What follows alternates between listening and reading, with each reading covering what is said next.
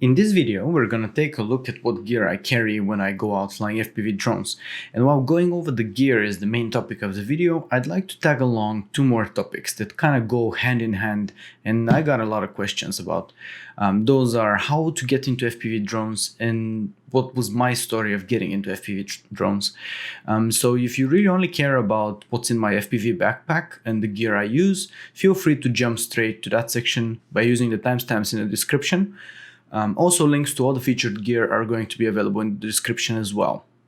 My professional background is in software engineering, that's my day job. But in 2016, I got interested in smart home devices and smart home automation possibilities in particular. I wanted to go past the simple use an app on your phone to turn on your Philips Hue lights, which was kind of the highlight of the time period. And I quickly discovered an open source project called Home Assistant that I really liked and I contributed to a little bit.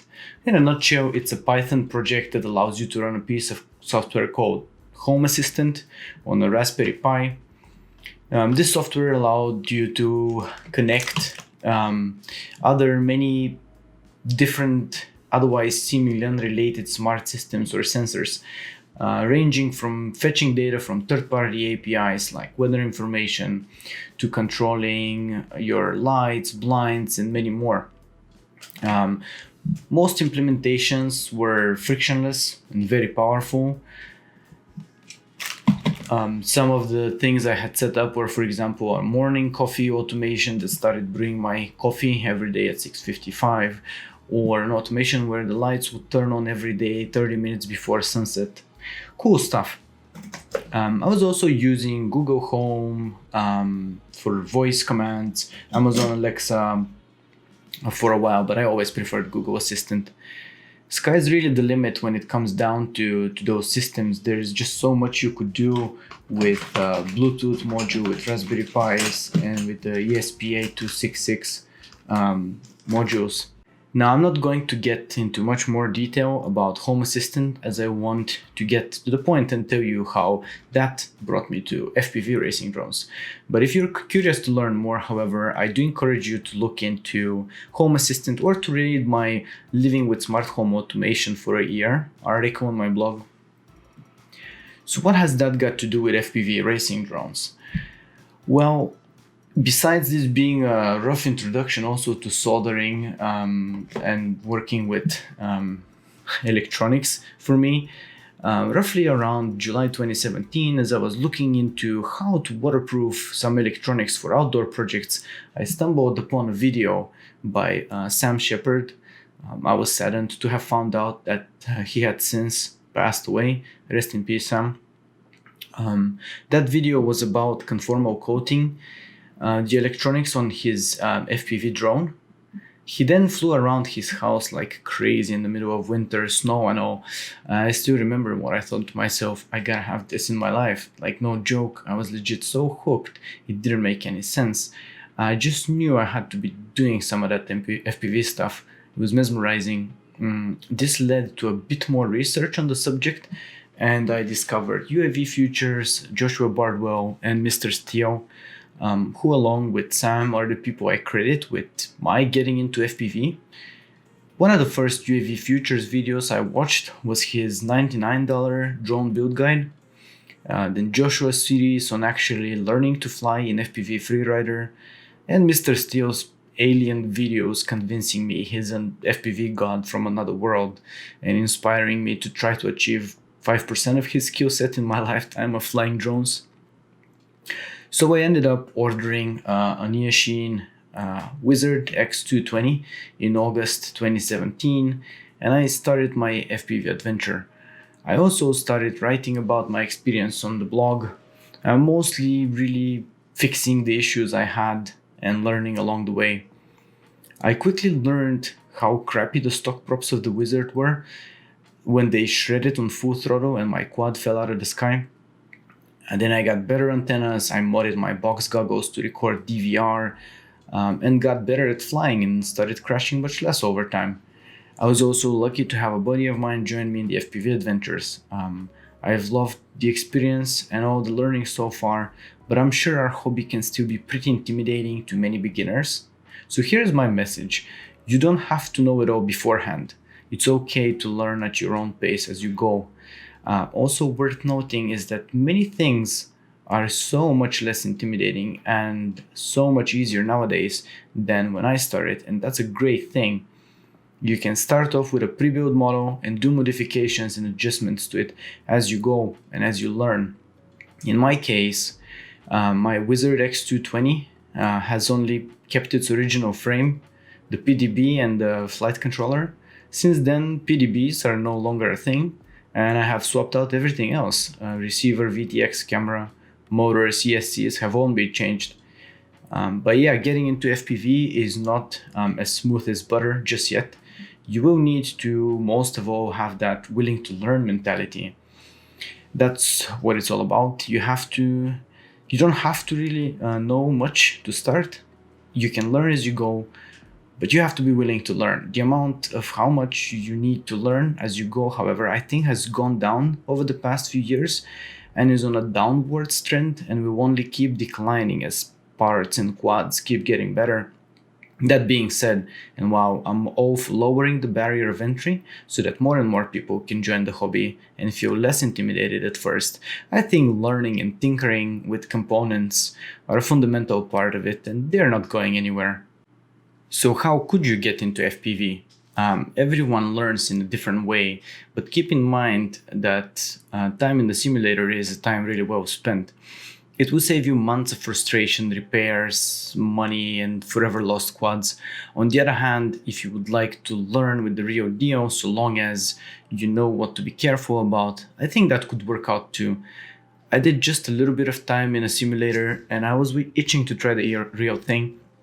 I paid attention to how to set up my failsafe so my quad wouldn't fly away on me, and I was always careful and very respectful of the 5-inch quads and the damage they could do with their props. That's no joke.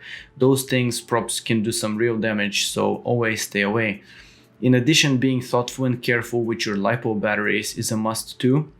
Once you know and are aware of those main dangers, which are very serious topics, you can have fun for the most part. Go to a huge open, preferably grassy field, and fly. Why grass? Well, I went flying over concrete and gravel on my first flight, crashed a few times, lost a bunch of screws, and caused some minor damage to my frame. Then I went flying over grass the next time for a softer impact while I kept learning how not to crash. Try and fly low, not too close to yourself, and just give it a shot. You will be crashing. Try to have those crashes as controlled as possible. Try to learn the basics, get familiar with throttle control, and then pitch, roll, and yaw. Learn how to be quick on the disarm switch to prevent further ESC or motor damage. Practice some line of sight flights, do some FPV. I never really got very good at line of sight, as I tend to lose orientation fairly quickly. Don't get discouraged though, as it turns out I'm just better at FPV than at line of sight. You do you. I'm not advocating jumping in and flying like crazy without any simulator preparation, but I do understand if you're anxious to try the real thing and don't want to become a master of the simulator first. Again, I advise for caution and taking this seriously. Flying far away from people and buildings at first until you get decent at flying. You are also lucky because nowadays there's a great way to get into FPV without much of the stress that comes with flying a 5-inch drone or bigger. That's micro drones and toothpick class drones. Those little quads in many cases fly almost as good as a bigger drone, and very similarly at least, and will deliver an experience that actually translates well to the experience you would get when flying a bigger drone. That's cool because your practice on the smaller drone will not be in vain, and the muscle memory and the flight control learnings you will take from it will translate well when starting to fly a bigger drone.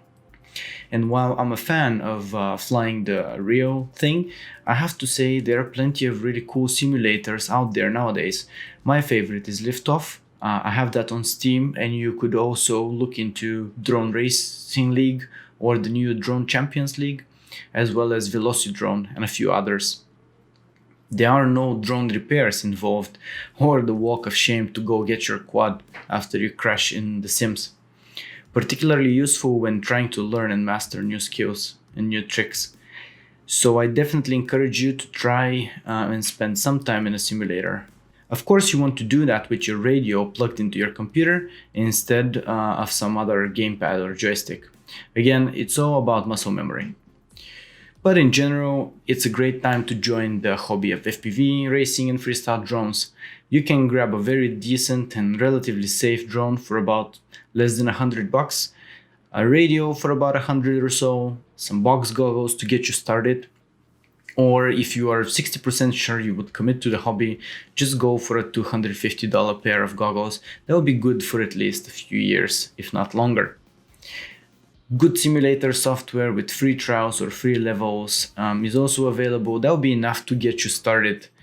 There's also plenty of information on specific topics and a handful of YouTube channels that are highly recommended for you to follow in order to stay up to date with what's going on in the hobby. From then on, it's all about ripping packs alone or with some friends, flying different spots and just having fun. Enjoy your journey in FPV. We're going to go through what I carry in my backpack when I go flying, and I'll try to offer some comments onto why I have chosen exactly that gear. This is by definition very subjective, and I'm sure out of 10 people, there would be 10 completely different backpack setups. So here's what I carry and why that is. Out front, I have right now strapped in the Emax Hawk 5. This is the drone that I used to fly the most last summer, and I'm using the Runcam 5 on top. It's a great little flyer. It's a perfect 5-inch drone. In particular, I fell in love with those Avon 5-inch props. I'm using this Rio ACC FPV racing backpack. Up here in the front pocket I carry my tools. Luckily I've had to use them less and less as I've progressed over time, but it's still good to have a hex head screwdriver, definitely a prop not changing tool, some pliers, and definitely some zip ties.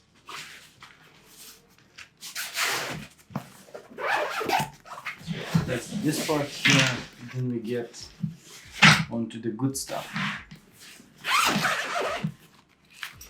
So if we start with maybe the most interesting or the main piece of gear here, and then we're gonna go towards like the less interesting stuff. Here's my radio. I use the X-Lite radio as a daily carry. This is the old version, so without the access protocol, which is just great because I can fly all my D8 micro drones without any issues. I also used to do a lot of flying on my Mobile 7, which is in this Yashin case, which came with a trash can. But I actually carry my Mobile 7 HD in here. That is an amazing little drone. I was quite in love with it last year. While still being a micro drone, it has an XT30 connector and it does record footage, HD footage in 1080p on an SD card. So I think it's using the CADX Turtle, the original version, as a recording and FPV camera. Really cool drone. And I fly it on those, mostly on those Beta FPV 350 mAh batteries, 2S, with XT30 connector. I have a bunch of those, and one Stray. I think that's the battery it came with. A 3S 300 mAh Happy Moto branded battery. So that's that bit. Then we have another drone that I absolutely love flying around a lot is the Emax Freestyle, Tiny Hawk Freestyle. Amazing little drone. I absolutely love flying this. It makes me feel like I'm a racer every time I fly it, even though I'm not a racer. But gives you this real sense of speed. Amazing drone. And this one, as you may notice, is using this BH 2.0 connector, but it still allows you to fly it 1S or 2S. So that's pretty cool. Next, this pocket, this is where my goggles are. I'm using the SkyZone Sky02X goggles. Basically, this is the same model as the O2Cs, but it includes also this front-facing FPV camera, which I gotta admit that I'm not really using that much. It sounds like more of a, you know, novelty or a futuristic thing, but you really don't use it on a daily basis. But yeah, the goggles themselves are awesome. My whole FPV adventure has gone, I've gone through box goggles, the Yashin VR007s, then I went to Omway Commanders, and now I'm using these ones. As you can tell, they don't really take any extra modules. They don't have a module bay or anything. They are, so to speak, all included. So it's a package that you just pay $250, you grab them and you go fly. It's good for a lot of pilots, maybe like myself. I don't necessarily need a dedicated module, I would say, just yet. In fact, I think I'm gonna be going into digital FPV later this year in 2020, and not still going into modules like rapid fire and that sort of stuff. But for me, these goggles are amazing. They come at a decent price. I would say mid-range goggle, but still fairly cheap. And yeah, pretty good goggle.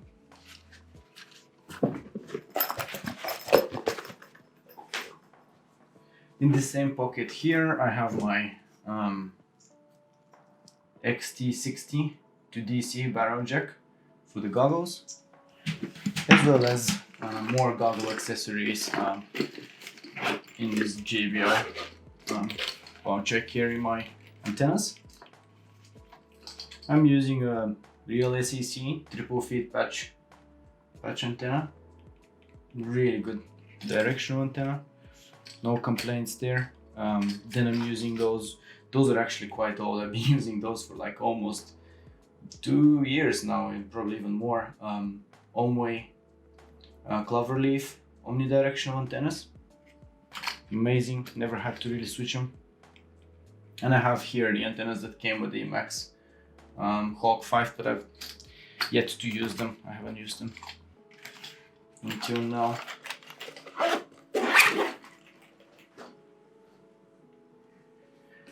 The next section here we have, I think this is the GEP-RC box that came with a GEP-RC Cine Pro, but surprise, I'm actually keeping here the GEP-RC Phantom. This and Emax Tiny Hawk Freestyle are one of the biggest dilemmas I've been presented, because I love both of these micro drones so much, but it's really hard to decide, because they're each good in like their own different way.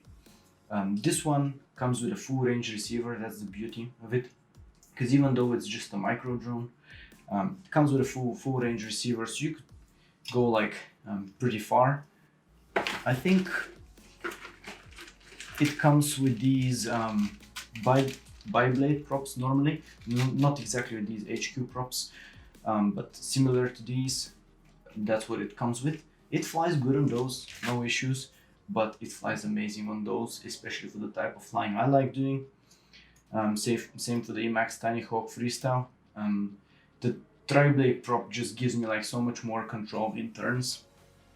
So I'm totally okay sacrificing a little bit of performance, which I don't even necessarily feel that I've really sacrificed that performance for the sake of having the control of having a tri-blade prop. It's just amazing. Love it. It's amazing to fly. I guess here's like more spare props and like some stickers and nothing really interesting else in here.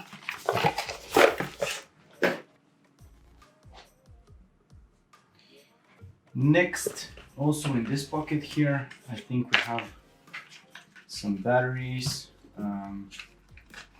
Let's see here. I just got those recently, actually. For a long time, I've wanted to have some 450s 2S batteries, and GMB is by far my favorite battery brand. They always deliver, no complaints there.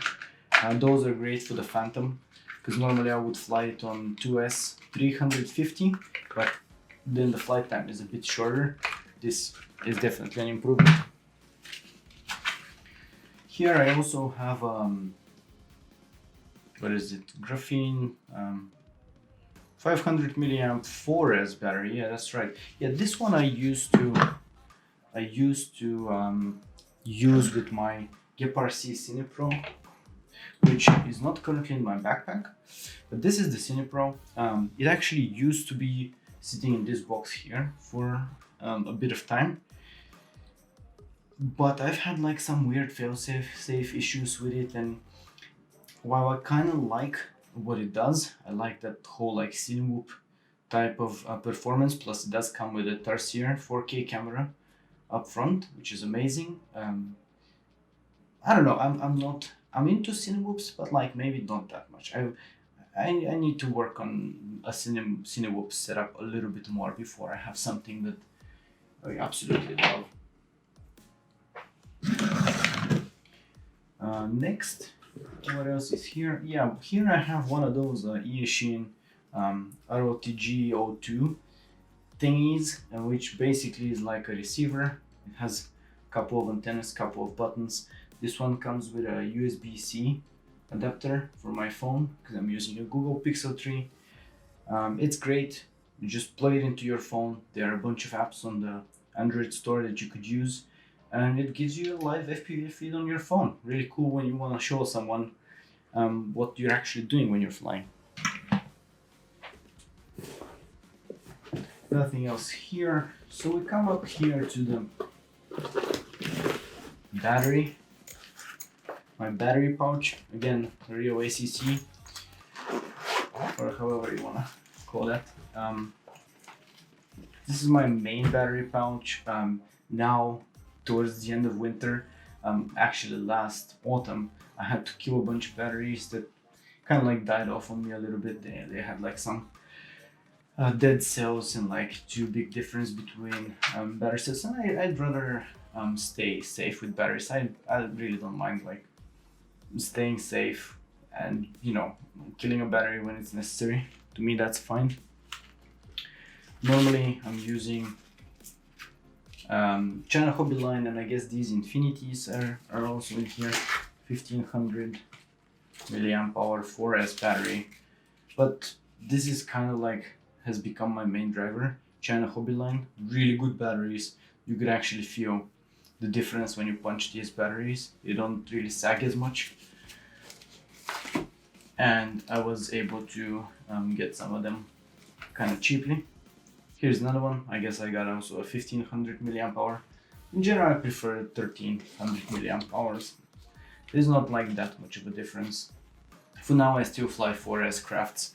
I'm thinking about building or getting a 6S rig maybe this year, but we'll see about that. Here's another Infinity battery. These unfortunately have not been flown now in a bunch of months because here in the northern hemisphere is the winter time period, and I don't really get to fly as much as I really would like, unfortunately. But starting next month or the month after that, hopefully that's gonna change. This is a super old battery, one of the first old batteries I bought. I do not recommend them. They were like very cheap 3S batteries, but guess what? I'm actually using this as a battery for my goggles. So I'll just plug them with the XT60 and power up my goggles. It's working just fine there. No issues. And finally, what else is here? Yeah, a couple more 4S batteries. These are again GNB 520s. Really cool batteries. Work as a charm.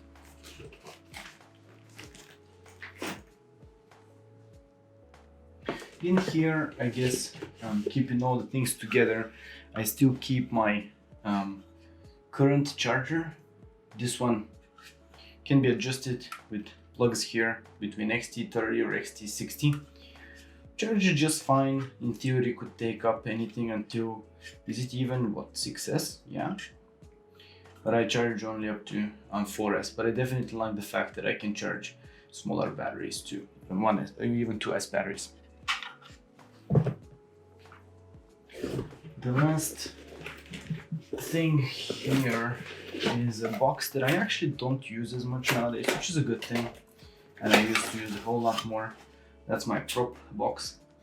I have like a bunch of props in here. Some S3 watermelon props, and pretty good props. They still fly very nicely. Most of the props I tend to fly, I think, are these Dow prop type of props. This a bit more aggressive pitch. But I have here also, I think these are the Gem Fan wind dancers with the sharp edge here, and a bunch of other props.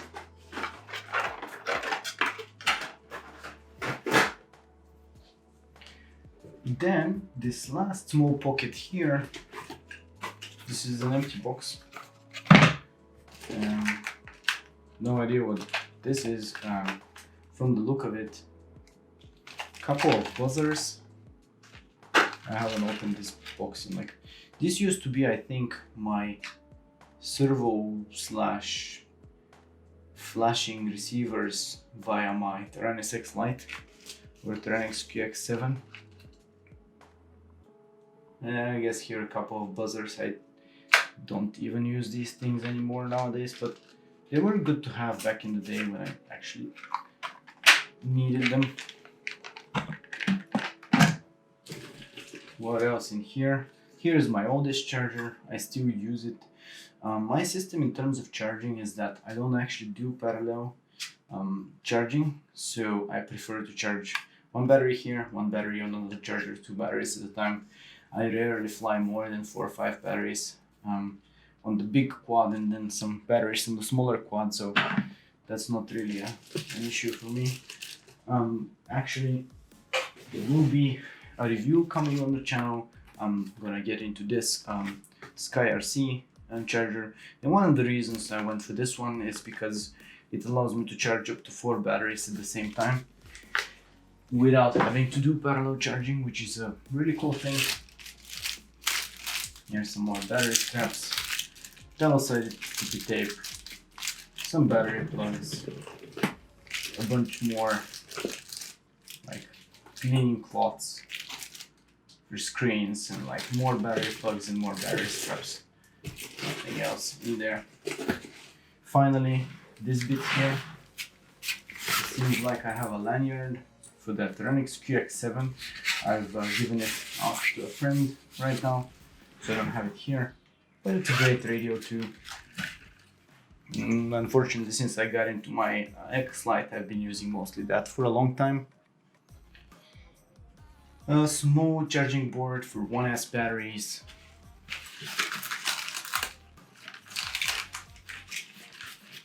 Another charging board here. I think this one, oh yeah, this one is the one that came with a Tiny Hawk Freestyle, and this thing tends to fall off all the time.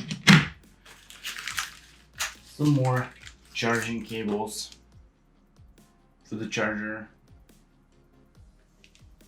This cable in particular I really like, because this is a DC jack to a female XT60, and what that allows me to do is allows me to provide power to my charger. So this same charger here, I could plug it in here, I could plug in here a LiPo and power this charger when I'm on the go and charge up smaller batteries. Really cool. I actually use it a bunch when I'm out. Then we have here some more random stuff. Some dipole antennas for VTXs. I actually really like these antennas. I don't use the clover leaves anymore on a drone. This gives me like just about enough range as I need. Don't fly too far away from myself. Here's some Happy Model older Mobile S motor. additional micro drone things, and an ND filter I've actually yet to use for the CADX turtle camera. And finally, I guess the last bit here of items. One more battery checker type of a situation. Spare arm for the Emax Hawk 5, and some more battery plugs. And that's more or less it. That's what's actually in my drone FPV backpack. So I'm gonna get back into fixing this in place, and you guys have fun. Subscribe for more FPV tips, and happy flying.